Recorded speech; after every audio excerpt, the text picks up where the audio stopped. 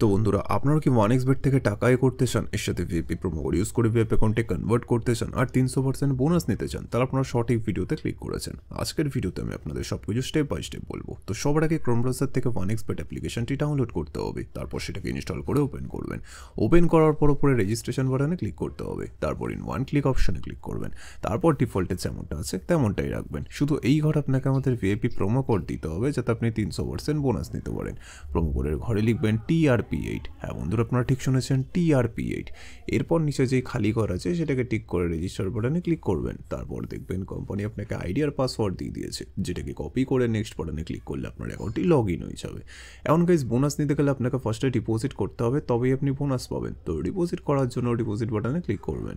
তারপর দেখবেন আপনার কাছে অনেকগুলো পেমেন্ট মেথড চলে আসবে। আপনি এখান থেকে যে কোনো একটি পেমেন্ট মেথডের মাধ্যমে খুব অল্প সময়ের মধ্যেই টাকাটি ডিপোজিট করতে পারবেন।